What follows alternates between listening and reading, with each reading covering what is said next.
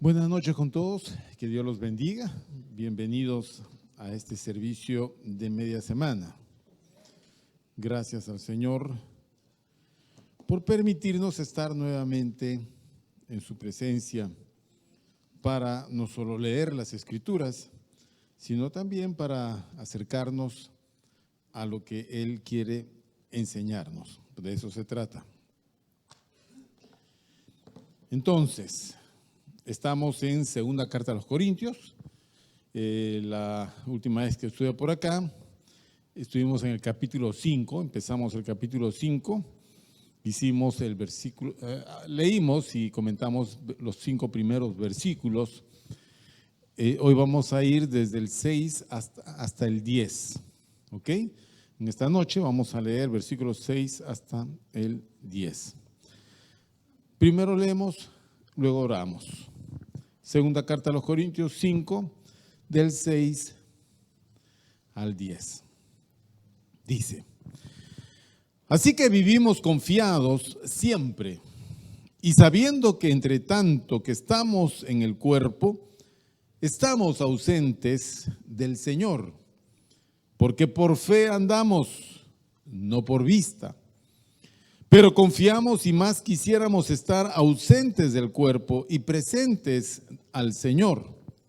Por tanto, procuramos también, o ausentes o presentes, serle agradables. Porque es necesario que todos nosotros comparezcamos ante el tribunal de Cristo, para que cada uno reciba según lo que haya hecho mientras estaba en el cuerpo, sea bueno o sea malo. Amado Padre, gracias te damos en esta noche. Gracias, Señor, por tu bondad para con nosotros, por estar siempre de nuestro lado, como Padre que eres, el Padre bueno, el que nos guarda, el que nos ayuda y el que nos guía en el camino. Amado Señor, en esta noche queremos que tú nos hables y nos enseñes. Esta es la porción que hemos escogido para nuestra meditación. Esperamos que tu Espíritu Santo nos guíe, iluminando nuestra mente, otorgándonos entendimiento. Y así, Señor, nuestro corazón sea lleno de tu conocimiento para gloria y alabanza de tu nombre. Gracias te damos. Bendice a mis hermanos, a todos los que están aquí presentes y a aquellos que están viendo la transmisión de este mensaje. En el nombre de Jesús, gracias te damos. Amén. Bien, para entrar en contexto, vamos a leer desde el versículo primero, ahora sí, de corrido, hasta el versículo 10. ¿Ok? Vamos, entonces, nuevamente, capítulo 5, versículo primero hasta el 10. Dice: porque sabemos que si nuestra morada terrestre, este tabernáculo, se deshiciere, tenemos de Dios un edificio, una casa no hecha de manos, eterna en el cielo o en los cielos. Y por esto también gemimos, deseando ser revestidos de aquella nuestra habitación celestial, pues así seremos hallados vestidos y no desnudos. Porque asimismo, los que estamos en este tabernáculo gemimos con angustia, porque no quisiéramos ser desnudados, sino revestidos, para que lo mortal sea absorbido por la vida. Mas el que nos hizo para esto mismo es Dios, quien nos ha dado las arras del Espíritu. Así que vivimos confiados siempre y sabiendo que entre tanto que estamos en el cuerpo, estamos ausentes del Señor. Porque por fe andamos, no por vista. Pero confiamos y más quisiéramos estar ausentes del cuerpo y presentes al Señor. Por tanto, procuramos también, o ausentes o presentes, serle agradables, porque es necesario que todos nosotros comparezcamos ante el tribunal de Cristo, para que cada uno reciba según lo que haya hecho mientras estaba en el cuerpo, sea bueno o sea malo. Amén. Ale, por favor, aquí un poquito más, porque escucho más mi voz que los monitores. Bien, en estos 5 primeros versículos, la última vez que estuvimos compartiendo este pasaje, encontramos unas metáforas, unas ilustraciones que el apóstol Pablo utiliza para empezar a desarrollar este tema. El primero de ellos es la de vivir en una casa, primero en un tabernáculo, luego en una casa, y habla acerca de ser vestidos o ser desnudados. Bueno, ¿cuál es el tema finalmente que Pablo está tocando en este capítulo?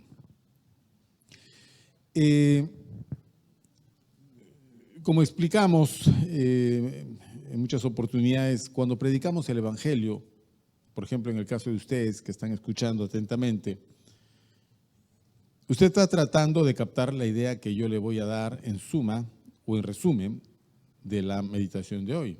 Es decir, lo que usted se va a llevar, ¿qué cosa va a entender? Lo que va a entender, eso es lo que usted va a guardar. Si no entendió nada, entonces usted va a decir, la verdad que hoy no entendí nada, que suele pasar. ¿Ok? Suele pasar. No entendí por varias razones, porque el tema estuvo un poco profundo para mi comprensión o de repente había muchos conceptos que yo no manejo o estaba yo muy cansado, muy agotado, no pude concentrarme. Entienda que la predicación, por mucho que sea espiritual, todo este trabajo, siempre atañe a lo físico de nosotros, es decir, a nuestra comprensión natural.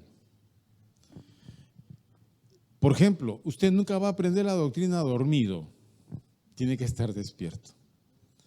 Ok, la Biblia no se conoce por transmisión, o sea, recibe la Biblia, no, sino lee la Biblia. Si usted se da cuenta, tiene que usar mucho las facultades propias del ser humano que Dios le otorgó como privilegio. Solamente los seres humanos que fuimos creados a imagen y semejanza de Dios, pensamos como Dios piensa y hablamos como Dios habla, porque Dios es una persona que piensa y habla. Las demás criaturas no, fueron creadas con un lenguaje propio de su especie para el desarrollo de una vida natural propio de los animales. Pero nosotros no. Por ejemplo, Adán fue creado a imagen y semejanza de Dios para tener un vínculo con Dios. Ese vínculo tenía que ser un vínculo muy especial y muy estrecho. Por eso que en la creación de Adán no hay pecado, hay inocencia. Inocencia que debió de haber llevado a una plenitud de vida para poder vivir con Dios eternamente. Todo ese plan se arruinó porque Adán pecó. Cuando Adán pecó, lo que sucede con el pecado es que el pecado contamina todo lo natural y todo lo espiritual en nosotros. Nuestras facultades intelectuales también quedan contaminadas, nuestras emociones, nuestra voluntad, nuestros sentimientos. Y el cuerpo lo padece. Se desarrollan las enfermedades, la debilidad del cuerpo, finalmente la muerte. Entonces, cuando nosotros llegamos a Cristo, Cristo resuelve el problema del pecado en nosotros.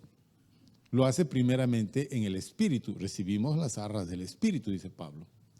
El Espíritu en nosotros genera una nueva naturaleza espiritual. Es decir, aquello que espiritualmente estaba muerto en nosotros por causa del pecado, reinicia una vida diferente.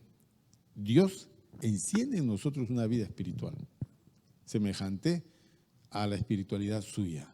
Entonces ya podemos tener comunión con Dios. Hemos sido perdonados de nuestros pecados, ¿ok? Y de ahí tenemos que ir creciendo. Hay que crecer espiritualmente. No te puedes quedar estancado. No, hay que crecer. ¿Por qué tenemos que crecer? Porque espiritualmente hay una obra, pero en el ámbito de mi persona no solo es espíritu, sino también tengo yo en mi persona diversas facultades que tienen que ser influenciadas por la vida espiritual. Por ejemplo, mi forma de pensar, mis emociones, mis sentimientos. Porque cuando yo llego a Cristo, llego con una forma de pensar totalmente natural. Y en esa forma de pensar natural está toda mi experiencia de vida, toda mi cultura, todo mi hogar, toda mi educación. Entonces nosotros no hemos sido musulmanes, hemos sido católicos. Llegamos con una forma de pensar católica al Evangelio. De ahí que hayamos tenido un hogar patriarcal o un matriarcado, o no hemos tenido hogar, o que hayamos sido así, o hayamos sido así. Todo eso es el bagaje que yo tengo en mi persona.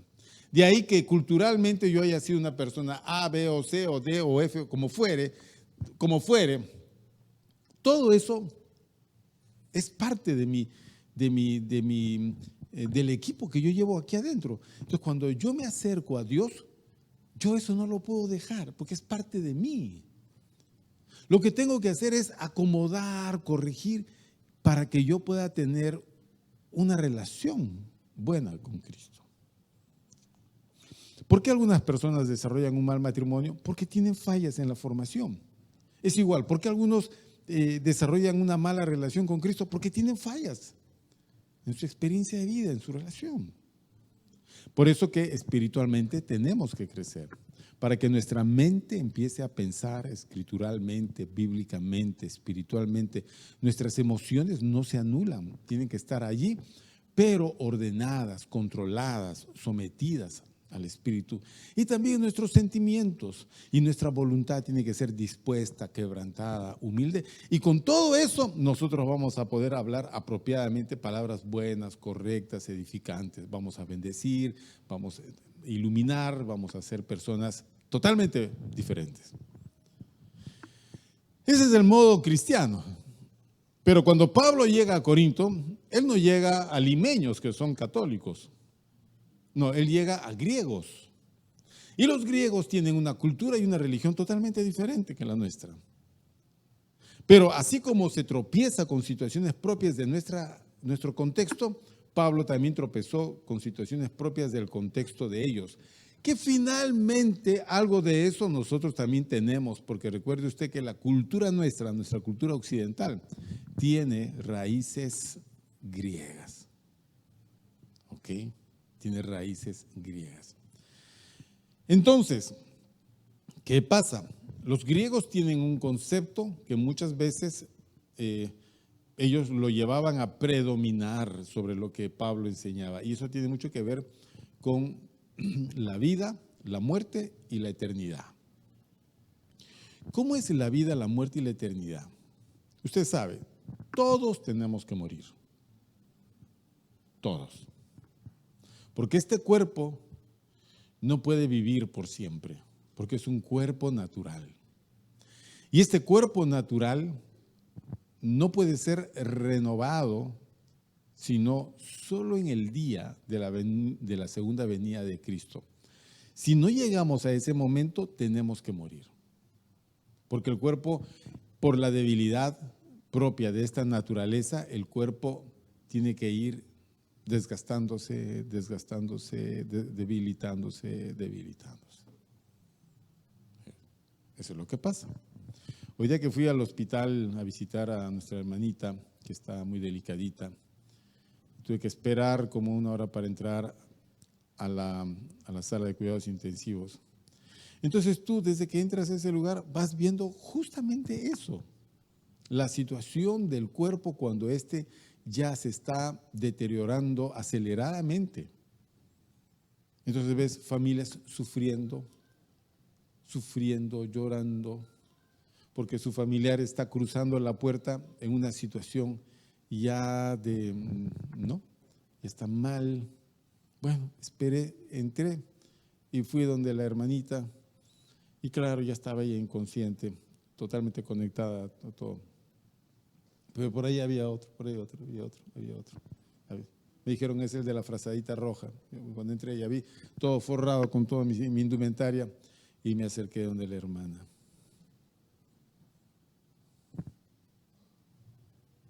¿Qué más podemos hacer? Tiene 89 años.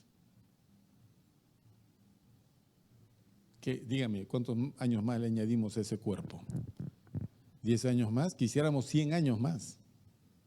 Pero sabemos que todo tiene un límite. Por eso Pablo dice, porque sabemos que si nuestra morada terrestre, esta es nuestra morada terrestre, nuestro cuerpo es una morada terrestre. Nosotros vivimos en Él. Es parte de nosotros, pero vivimos en Él. Si esta morada terrestre se deshiciere, Él dice, tenemos de Dios otra morada. Ya no es sencilla como un tabernáculo, es edificada como un edificio, pero no está en la tierra, está en los cielos, es decir, es celestial. Pero esa realidad es una promesa. La realidad aquella es promesa. La realidad actual es esto que nosotros vemos. Nosotros los creyentes tenemos que mirar las cosas como la Biblia nos lo enseña. Entonces yo sé que si esta morada terrestre se deshiciere, yo tengo de Dios otra morada creada por Él para que yo pueda habitar en ese cuerpo. ¿Por qué? Porque cuando yo parta de esta tierra, mi alma sale de este cuerpo y el cuerpo se queda para descomponerse y yo voy a ir a la presencia del Señor con un alma desnuda de cuerpo, sin realidad física. Pero a mí Dios me creó espiritual mi cuerpo. Pero mi cuerpo se quedó en la tierra. ¿Hasta cuándo va a estar? Hasta el día en que suene la trompeta y los muertos en Cristo resuciten. Es decir, los que estamos al otro lado, desnudos porque no tenemos la morada, el cuerpo, porque se quedó en la tierra. Ese cuerpo no puede entrar al cielo, ni puede entrar a la eternidad, porque ese es un cuerpo corruptible. Entonces Dios me dará un cuerpo de resurrección, glorioso, como el cuerpo del Señor Jesucristo cuando salió de la tumba, transformado totalmente. Pero cuando los discípulos vieron a Jesús, era Él. Es decir, no piensen que vamos a ser resplandecientes con... ¿Cómo será? Como le dije una vez, por lo menos cabello voy a tener. Si Dios así lo quiere. No sé, pues todo depende del Señor. Pero esa es la realidad, esa es la promesa, a eso nosotros apuntamos. ¿Ok? Pero esa es la realidad celestial. Esta es la realidad terrenal. Y añade, por esto también gemimos, dice Pablo, deseando ser revestidos de aquella nuestra habitación celestial. Porque vivir acá aflige. Entonces yo la veo a la hermanita y digo, ¿cuánto más? Vamos a seguir conectándola y operándola y haciéndole cosas. ¿Cuánto más podemos empujar a un cuerpo a seguir adelante? Claro, oremos para que el Señor la levante. ¿Sabemos lo que Dios quiere hacer?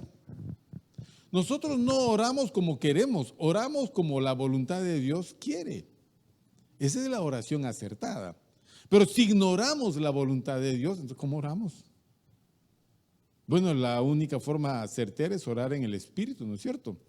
Porque no sabemos orar como conviene, dejemos que el Espíritu Santo ore por nosotros con los gemidos indecibles. Porque conforme a la voluntad del Padre, Él ora, aunque yo no lo entienda.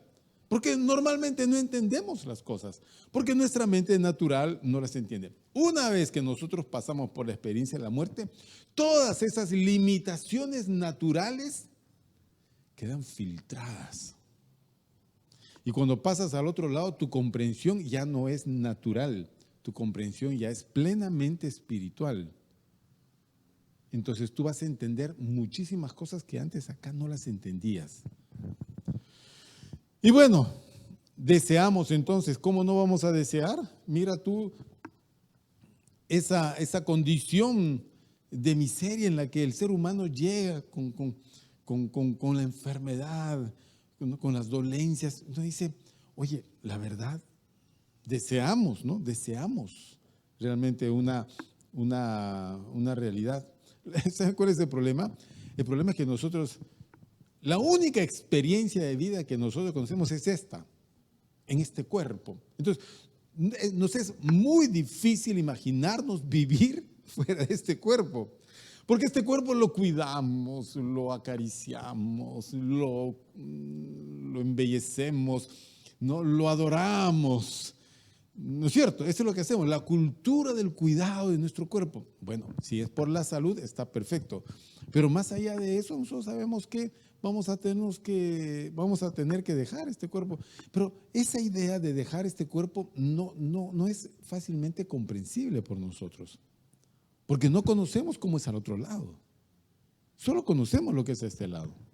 Entonces queremos ser siempre jóvenes. Queremos la fuente de la juventud. ¿Dónde queda no existe la fuente de la juventud? Entonces hagamos todo lo posible para no envejecer. Bueno, puedes desarrollar una piel tersa y lozana, pero que vas a envejecer. Y al final vas a terminar como todos terminamos, partiendo. Nos es complicado entender que al otro lado hay una realidad totalmente diferente, en plenitud gloriosa. Ahora, un señor se fue al otro lado, miró las cosas y luego regresó a este lado. Ese fue Pablo. Pablo conoció la excelencia de lo que significa la vida allá, en el cielo. Dios le permitió ver. Entonces, cuando Pablo llega acá y Pablo mira su condición física, dice, no, pues, mejor es irme. Pero nosotros decimos, no, doctor, no me deje ir.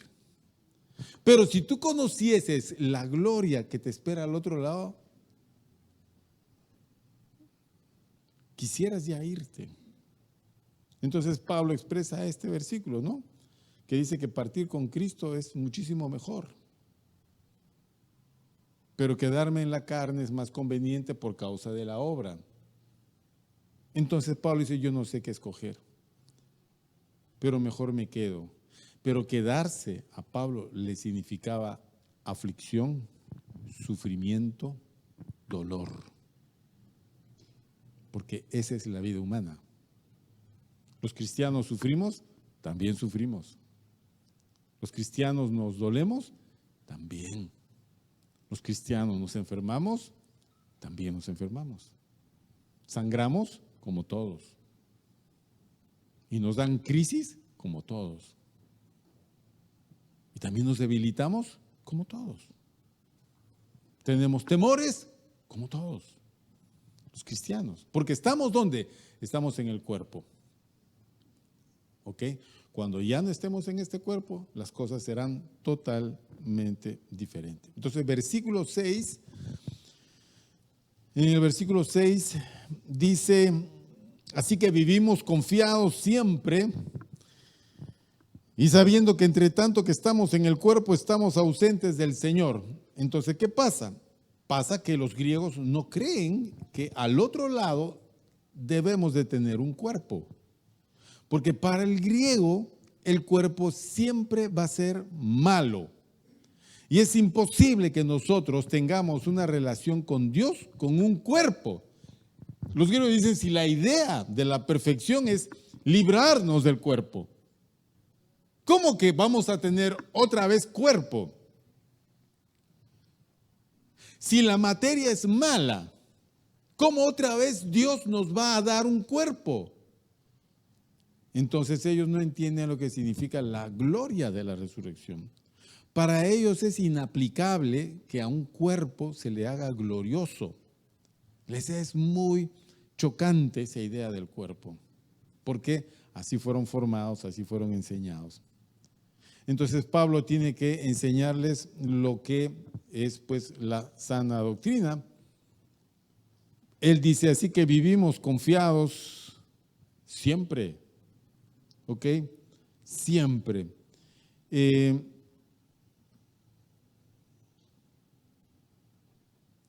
Y es interesante porque vivir confiado es una palabrita que significa confiado. ¿Qué cosa es confiado? Confiado es aquel cuyo temor ha sido disipado con la seguridad de que Dios tiene el control. Miren qué interesante. Confiado es El temor que se disipa con la seguridad de que Dios tiene el control. O sea, cuando tú dices, yo estoy confiado, sabes que Dios tiene el control. Por lo tanto, yo ya no tengo ni abrigo temor. Cuando nosotros estamos con miedos o con temores, alguien nos dice, ten confianza, hermano, no va a pasar nada. ¿Y cómo está usted tan seguro? Porque Dios tiene el control.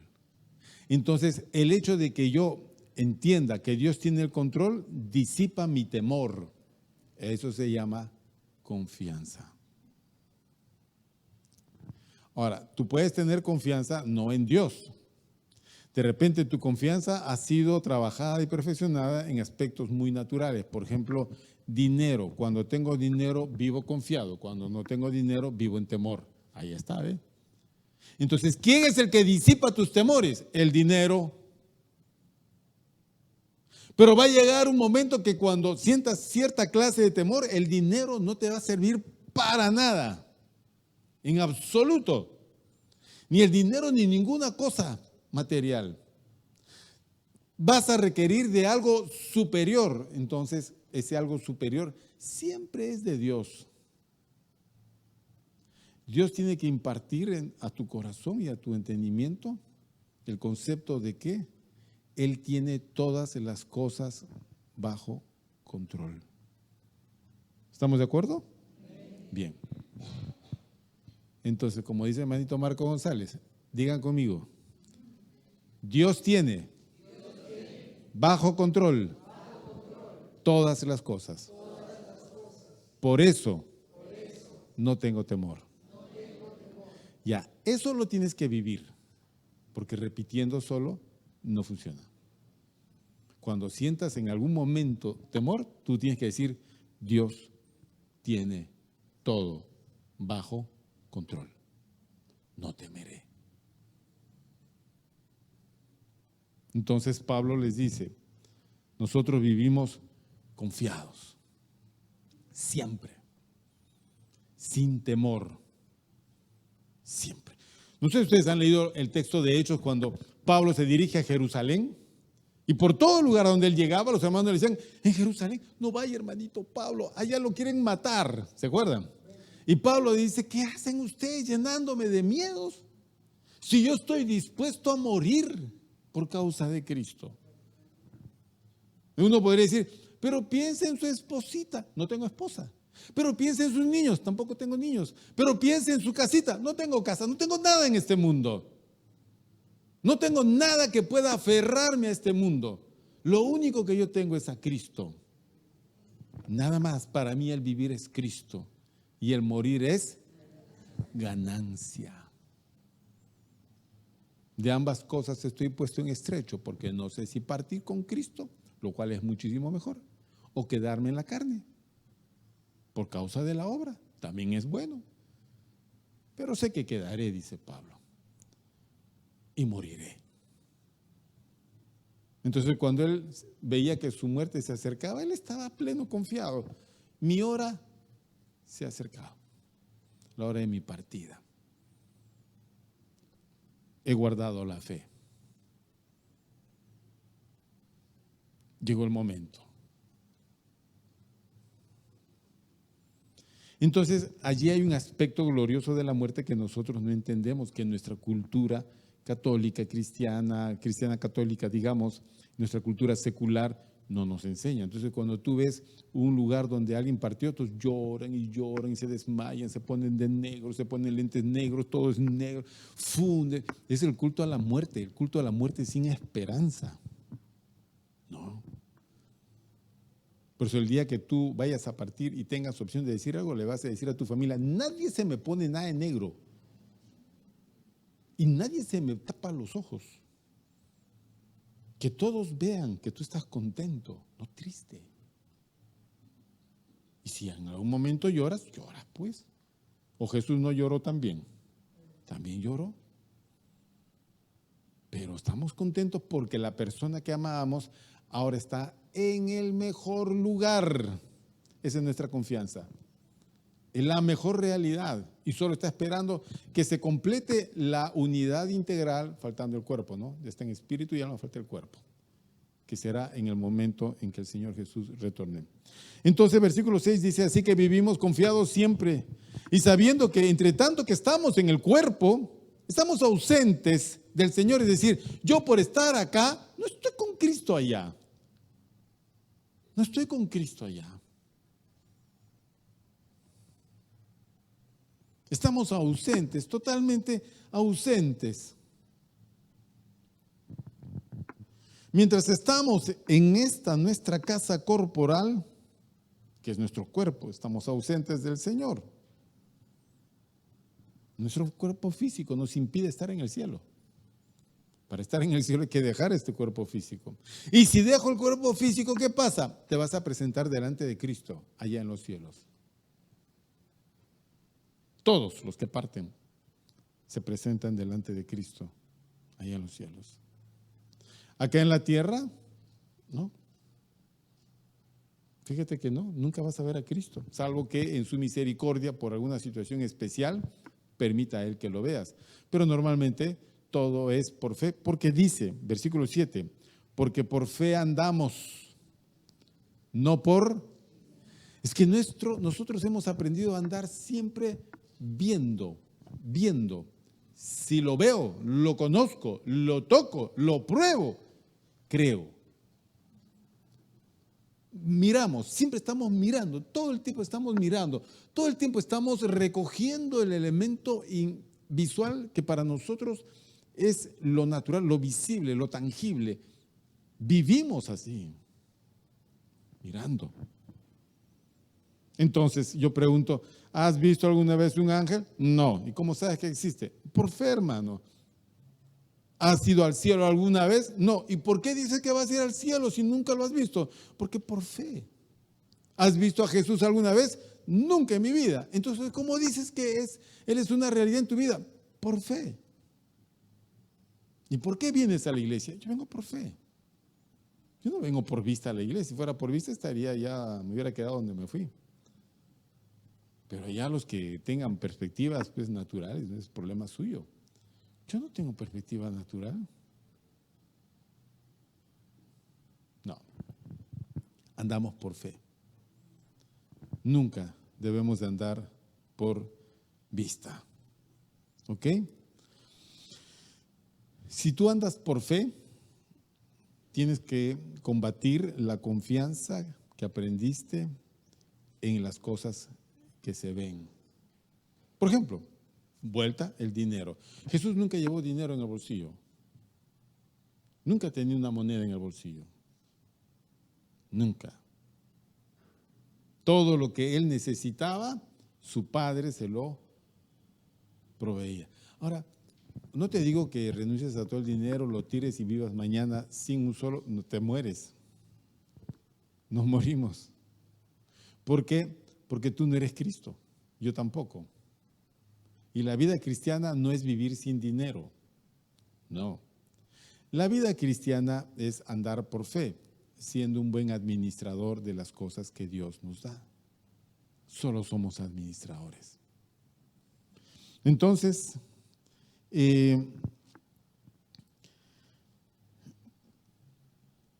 hay muchas cosas en la vida natural que han generado en nosotros mucha confianza y tenemos que ir cambiando, que nuestra confianza no está en las cosas que vemos, sino en las cosas que no vemos. Las cosas que no vemos son las cosas de fe. Ok, fe. No puedes andar con Cristo mirando las cosas que se ven. No.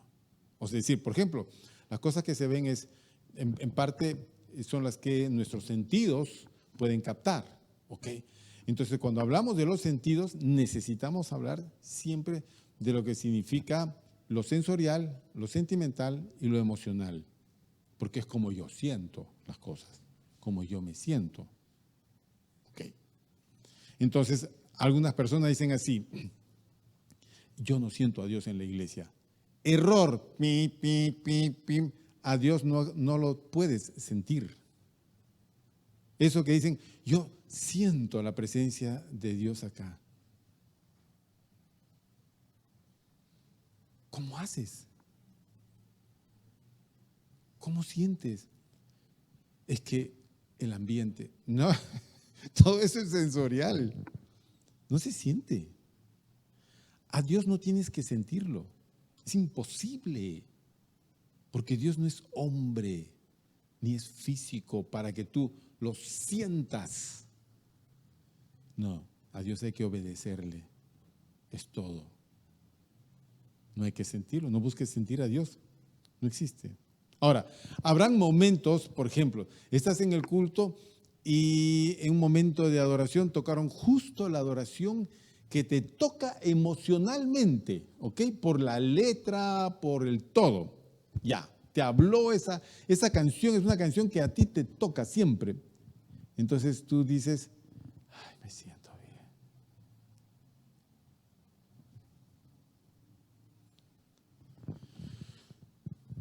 Pero la vida cristiana no siempre se desarrolla en un ambiente de iglesia con una canción bonita, también en una sala UCI. Allí también hay vida cristiana, también en una celda, también en los momentos más difíciles, donde Dios siempre está. Hay que tener mucho cuidado con esto de andar por vista, que significa andar también por emociones y sentimientos. Esos que dicen, yo ya no siento, es lo de menos. Eso de que siento, no siento, sí siento. ¿Tú sientes? ¿Qué sientes tú? No, yo ya no siento. ¿Y tú? Yo un poquito todavía.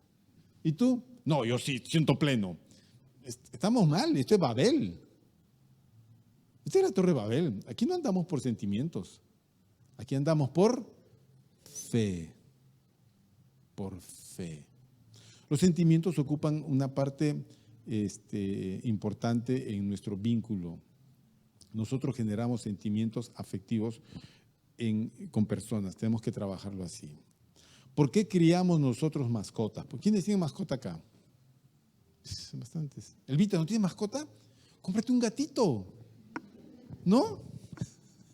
Normalmente nosotros tenemos mascotas por una cuestión emocional, porque estamos buscando una compensación emocional que a veces no recibimos, ¿no? O porque tú has visto, tú llegas a tu casa, ¿quién es el que sale a recibirte? Tu perro. ¿Acaso corre tu mamá, tu papá, tus hermanos, todos corriendo y llegó fulano, o tu esposa, tus hijos llegó, ay, todos? Nadie. En cambio, tus perritos sí corren, ¿no? Corren, te mueven la cola. Y tú dices, qué linda, cómo es, qué linda. ¿Has visto cómo fluye lo emocional allí? Qué linda, qué esto, qué lo otro. Llegas a tu casa, hola, hola, hola con todos. Qué complicado, ¿verdad? Ese es lo emocional. Lo emocional, por ejemplo, trabaja en el hecho de que en el vínculo de la amistad nosotros desarrollamos lazos afectivos, nos queremos mucho. Hay que aprender a querernos. Jesús amaba a sus discípulos y él quería relaciones fuertes. Pedro, ¿me amas? ¿Cuánto me amas? Señor, tú lo sabes. No, ¿cuánto?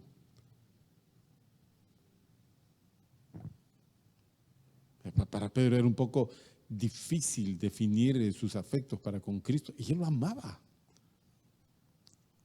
Pero el corazón humano pues está siempre habituado a afectos un poco más complicados que los afectos sinceros.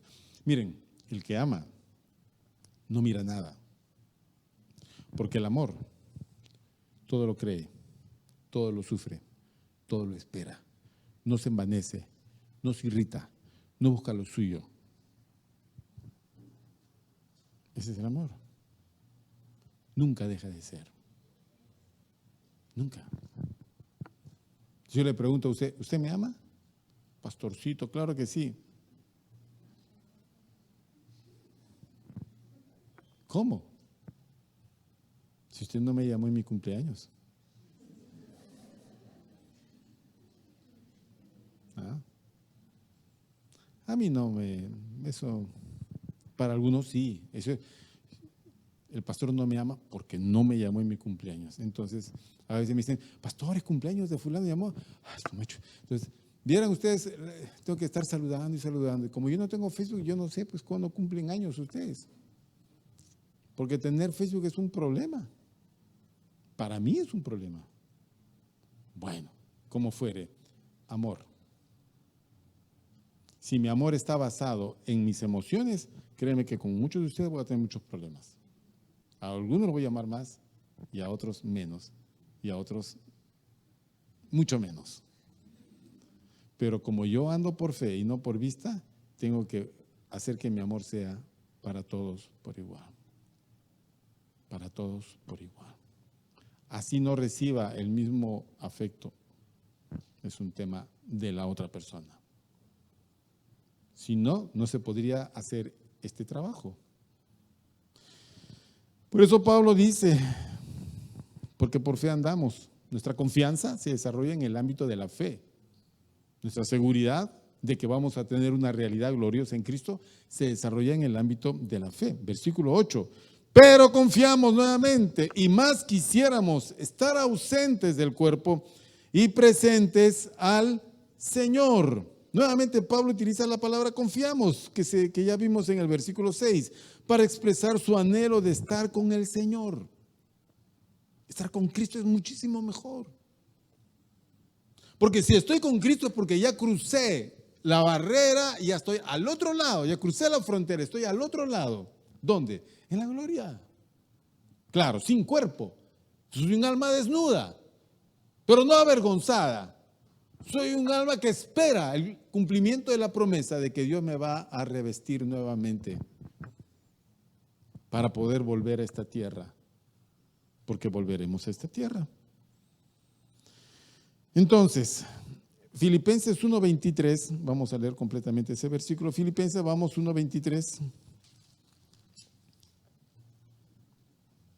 Un poco antes, versículo 21.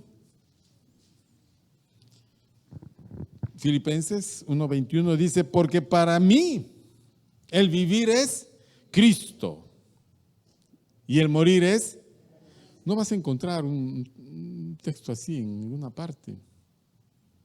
Porque solo, o sea, quien ha estado en los dos lados, en este lado y al otro lado, él te puede escribir este versículo. Para mí el vivir es Cristo. Es decir, fuera de Cristo, ¿tengo alguna razón o propósito para vivir en esta tierra? No. No. La verdad que no. ¿Negocios? No. ¿Familia? No. ¿Proyectos? No. Para nosotros el vivir, la motivación del vivir, tiene que ser Cristo. Porque todo lo demás va a desaparecer. Recuerda que el matrimonio es solo hasta que la muerte nos separe. Cuando estés al otro lado, saludarás a tu esposa. Hola, hijita, hermanita, perdón, hermanita, ¿cómo está? Se acabó. Chao. A tus hijos, hola, chao. Te invito a mi casa, visítame. ¿Dónde queda tu casa? ¿Ves esas hermosas colinas detrás de aquellos bellos cerros? Así, ya, por allá está mi casita. Ya, yo llego por allá. No sabe lo que es el cielo. No son nubes, por si acaso. Es una realidad más plena que esta que tú ves. A veces yo veo en Instagram, tengo un fulano que pone videos de los bosques de Suiza. Digo, qué bellos lugares, pero el cielo será muchísimo mejor. Muchísimo mejor. Porque primero te ponen primavera, la catarata, y después te ponen invierno, congelado. En el cielo no va a haber invierno. Todo el tiempo va a ser primavera.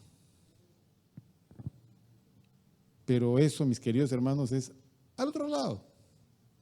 Mientras tanto estamos acá. ¿Y acá cómo hacemos la vida? Así. Para mí el vivir es Cristo y el morir es ganancia. Versículo 22. Mas si el vivir en la carne resulta para mí en beneficio de la obra, no sé entonces qué escoger. Porque de ambas cosas estoy puesto en estrecho, teniendo deseo de partir y estar con Cristo, lo cual es muchísimo mejor. Pero quedar en la carne es más necesario por causa de vosotros. Hay una cosa que es cierta, es que el que asume, el que pone su mano en el arado, como dice Cristo, el que asume una responsabilidad ministerial, su vida queda ligada a las personas. Totalmente. Yo no puedo decir, ¿saben qué, mis queridos hermanos? Voy a dejar el ministerio porque he encontrado un negocio que me da mejor, así que Dios los bendiga. Es una locura. Oiga, usted no sirve a los hombres, usted sirve a Cristo. ¿Ok? La labor más noble que usted puede realizar en la tierra es el ministerio cristiano, porque es el que tiene mayor recompensa. El ministerio cristiano. Pero el ministerio cristiano en el buen sentido de la palabra, te ata a las personas por causa de vosotros. Por causa de vosotros. Estamos acá por causa de las ovejas. Porque Cristo nos puso para cuidar, para apacentar el rebaño, para enseñar, para guiar. Bueno, pues. Y eso es lo que siente Pablo. Versículo 25, y confiado en esto, sé que quedaré, que aún permaneceré con todos vosotros para vuestro provecho y gozo de la fe. Pablo, en suma, deseaba abandonar su cuerpo físico y entrar en el cielo en la presencia del Señor, según nos dice versículo 23. Él tenía deseos de partir y estar con Cristo, lo cual es muchísimo mejor. Pero por supuesto que sí. Por supuesto que sí. Analizando todo esto, Pablo tiene 3 opciones de las cuales debe de elegir una. ¿Cuáles son las 3 opciones? La primera, estar vivo cuando Cristo vuelva y recibir un cuerpo transformado y glorificado, que es lo que nosotros esperamos, ¿no es cierto? La segunda venida de Cristo, el arrebatamiento de la iglesia. Bien. Bueno, está bien, ¿ok? Puede ser, como de repente no puede ser. Ya pasó más de 2000 años y todavía no ha regresado Cristo. Entonces, hoy estamos en el 2023, seguimos esperando la venida del Señor y decimos, el Señor puede venir en cualquier momento y Él nos transformará y nos llevará. Puede ser. Pero si no es, viene la segunda opción. ¿Cuál es? Morir. Morir y abandonar el cuerpo. Claro, dejando el cuerpo, nos vamos. Esa era su segunda opción. Y si nos vamos, moramos en casa con el Señor, es decir, en el cielo, pero con el alma descubierta.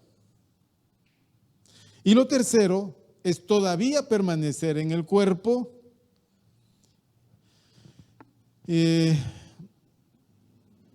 debido a la obligación que él tenía, impuesta necesidad, dice él, de servir a la iglesia. Esas son sus 3 opciones. De estas 3 opciones, Pablo escoge la primera. Pero si el Señor tarda y la muerte lo sorprende, como fue así, escogería la segunda opción. Pero debido al progreso del Evangelio en la iglesia, él debe de elegir la tercera opción. Irnos con Cristo es lo mejor, pero tenemos que vivir en la tierra todavía por causa de Cristo. Por eso que Pablo vivía por la fe y confiaba en el Señor. Allá Pablo, en esa ciudad, te esperan los judíos con piedras. Confiamos en el Señor. Y ya. Él era así. ¿Se acuerdan? Ustedes han leído el texto de Hechos de los Apóstoles cuando Pablo está en el barco, en el huracán en el Mediterráneo. 13 días o 17 días, 13 días, ¿no? 13 días sin ver sol ni luna. El barco está en medio de una tormenta, el cielo está tan oscuro, el mar está tan agitado. 13 días se la pasaron en angustias. Pero Pablo estaba confiado.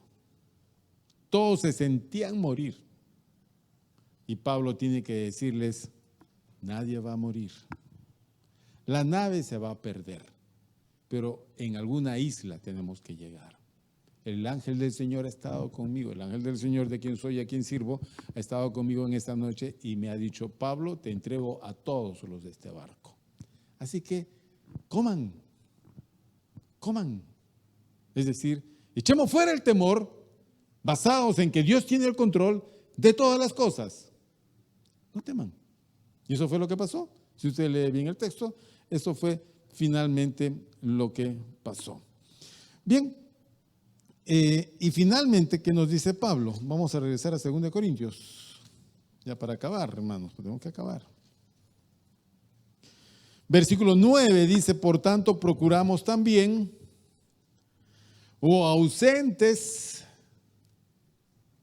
o presentes. Ausentes significa estando acá en la carne, en la tierra, estamos ausentes del Señor. O presentes, ya dejamos en la tierra y estamos con Él ya. Ok, entonces, por tanto procuramos también, o ausentes o presentes, serle agradables. Porque es necesario que todos nosotros comparezcamos ante el tribunal de Cristo, para que cada uno reciba según lo que haya hecho mientras estaba en el cuerpo, sea bueno o sea malo. Bien, ¿cuál es el anhelo de Pablo? Agradar al Señor. Y este debe ser el deseo de todos los que estamos en el cuerpo y estamos ausentes del Señor. Todos los que estamos acá debemos de tener un anhelo. ¿Cuál? Agradar al Señor. Entonces nos preguntamos, ¿esto que estoy haciendo agradará al Señor? ¿Esto que estoy pensando agradará al Señor? ¿Esto que estoy hablando agradará al Señor?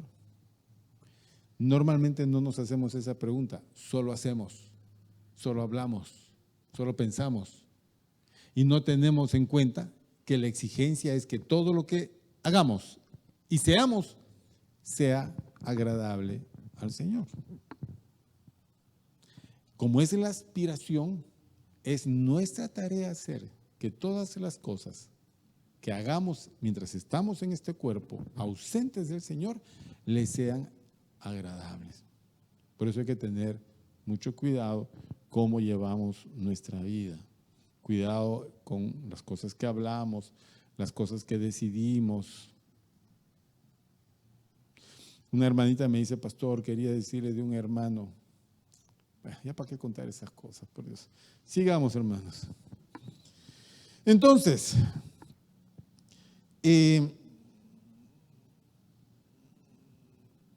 los que están en la presencia del Señor, ya están ausentes del cuerpo y presentes en el Señor, ellos también tienen que haber llegado en una condición de serle agradables. ¿Por qué? Porque todos nosotros vamos a comparecer ante un tribunal que se llama el tribunal de Cristo. Ante ese tribunal nosotros vamos a rendir cuentas de todo lo que hayamos hecho mientras estábamos en este cuerpo, sea bueno o sea malo, todos. Y es una cosa curiosa porque mire usted, los tribunales, por lo menos en este país, todos los tribunales juzgan las cosas malas o se sancionan las cosas incorrectas. No existen los tribunales que premian a las personas. Por ejemplo, nadie recibió una carta que dice, el tribunal de recompensas lo cita usted el día lunes próximo para felicitarlo porque ha sido usted un buen ciudadano. Eso no existe. Nosotros no ganamos puntos por ser un buen ciudadano. No. Los tribunales normalmente sancionan, castigan, porque están establecidos para sancionar la maldad. Pero el tribunal de Cristo es en doble aspecto, o recompensa o sanción. A ese tribunal, al tribunal de Cristo, solo van los creyentes, o sea, nosotros, si usted es creyente. Entonces llegamos al tribunal de Cristo, ¿ok? Y ahí el Señor nos va a recompensar por el desarrollo de una vida de perseverancia. No porque somos salvos, porque la salvación no tiene nada que ver con las obras. La salvación es por los méritos de Cristo. Llegamos todos los que somos salvos por los méritos de Cristo, pero tenemos que dar cuentas todas las cosas que hemos hecho mientras estábamos en este cuerpo, mientras éramos cristianos. El Señor es el juez y el Señor recompensará o sancionará. No se preocupen que la sanción no es perder la salvación. La sanción tiene que ver con la reprensión que el Señor le dará a los que no hicieron bien su labor. ¿Por qué? Porque en el cielo hay diferencia de, ¿cómo le voy a decir? Llegamos todos y se empieza a galardonar y a honrar a quienes lograron la medida de ese servicio y los otros quedarán relegados. ¿Por qué? Porque en la vida venidera hay una disposición, hay una, ¿cómo se dice? Diferenciación de privilegios y de recompensas. O sea, para recibirlos no tienes que ser un apóstol, no, porque no todos van a ser llamados a ser apóstol. Para recibir tus recompensas allá, tienes que cumplir con las tareas que acá el Señor te demanda. Por ejemplo, si eres padre, si eres esposo, si eres madre, si eres esposa, como cristiano que eres, tienes demandas que debes de cumplir.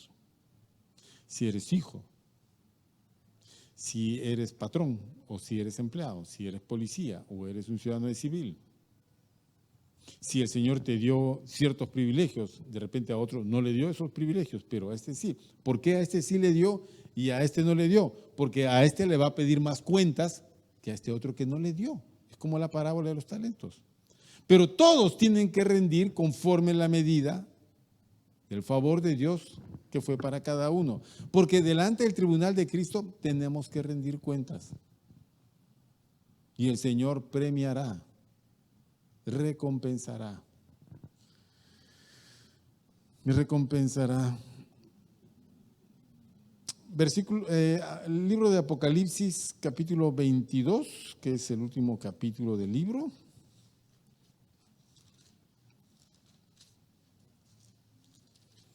Capítulo 22, versículo 12, dice, ¿lo oyeron todos? He aquí, yo vengo pronto y mi galardón conmigo. El galardón es la recompensa, mi recompensa conmigo, para recompensar a cada uno según sea su obra. Entonces, hay que tener mucho cuidado con la vida y con las cosas que hagamos en esta vida, porque todas van a ser llevadas a juicio y todas tienen que recibir del Señor o un galardón o una reprensión, o un galardón o una reprensión. Vamos a ver en el mismo Apocalipsis capítulo 20, retrocedemos un capítulo al 20.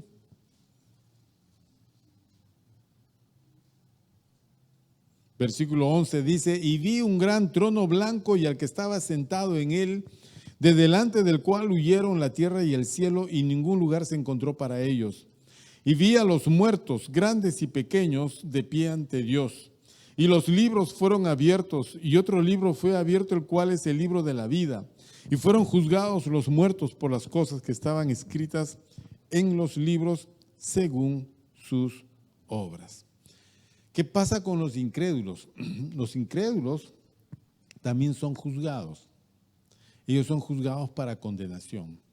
Ellos ya están condenados. Pero así como al justo se le juzga para darle méritos y galardones, al pecador se le juzga allí para darle mayor gravedad de sanción en la condenación. Porque al que más mal hizo, mayor castigo recibirá. Al que menor males hizo, menor castigo recibirá. Nunca te canses de hacer bien. Nunca. Siempre persevera, siempre lucha, siempre esfuérzate. No te desanimes. ¿Por qué? Porque tú tienes que cosechar de tu servicio, de tu trabajo en este cuerpo, acá y allá, cuando estés en la presencia del Señor. Por eso no nos cansemos pues de hacer el bien, dice Pablo, porque a su tiempo cosecharemos si antes no desmayamos. No desmayes nunca. ¿Ok? Serviste al Señor de joven, sigue sirviendo de mayor, sigue sirviendo de anciano, sigue sirviendo hasta que el Señor te llegue. Cuando llegues a su presencia te va a decir, bien hecho, siervo fiel. Bien hecho. Me has servido. 30 años, 40 años, 50 años, que son una nada comparado con la vida venidera, que es toda una eternidad. Por eso nuestras recompensas no están tanto acá. Acá cosecharemos, obviamente, pero las verdaderas recompensas se darán allá en el cielo. Acá el Señor nos guarda, nos ayuda, nos honra, pero no hay que cansarse, ¿ok? No hay que desanimarse, hay que confiar en el Señor, en el Señor. Hay en la Biblia diferentes tipos de recompensas. Hay recompensas para los que soportan la tentación. Por ejemplo, en Santiago hay el que busca diligentemente a Dios, recibe recompensa. Hebreos, el que muere por Cristo en Apocalipsis 2 también tiene recompensa. Para la fiel obra pastoral también hay recompensa en Primera de Pedro. Para la mayordomía fiel hay recompensas, Primera de Corintios 4. También para los hechos de misericordia hay recompensas. Para la hospitalidad hay recompensas. En esta vida y en la vida venidera. Qué interesante. El de Mateo 10, ya con esto cerramos, creo. Mateo 10. Quizás alguno leyó este versículo y no lo entendió. Vamos a ver si hoy podemos entenderlo mejor. Mateo 10.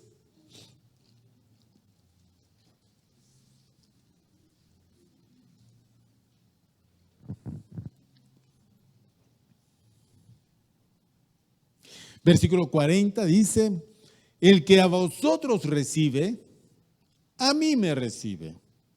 Y el que me recibe a mí, recibe al que me envió. Esa es la hospitalidad. Si alguien se muestra hospitalario contigo, esa persona recibirá recompensa. Si alguien te la tiene jurada y te hace daño y te molesta y te maltrata, ese va a recibir castigo y reprensión del Señor. ¿Okay? Bien. Pero como Jesús le está hablando a sus discípulos que van a salir a hacer la obra, Él les dice, no tengan problemas, el que a ustedes lo reciba, a mí me recibe. Okay. Y el que me recibe a mí, recibe al que me envió. Entonces, si tú vienes a mi casa y yo te recibo, estoy recibiendo a Cristo. Y me muestro hospitalario, es como que estuviese recibiendo al Señor. Si yo voy a tu casa y tú me recibes, es igual. Y Dios recompensa la hospitalidad. Pero viene de acá, versículo 41. El que recibe a un profeta por cuanto es profeta, recompensa de profeta recibirá. Y el que recibe a un justo por cuanto es justo, recompensa de justo recibirá. Yo decía, el que reciba a un profeta, por cuanto es profeta, recompensa de profeta recibirá. ¿Saben qué significa?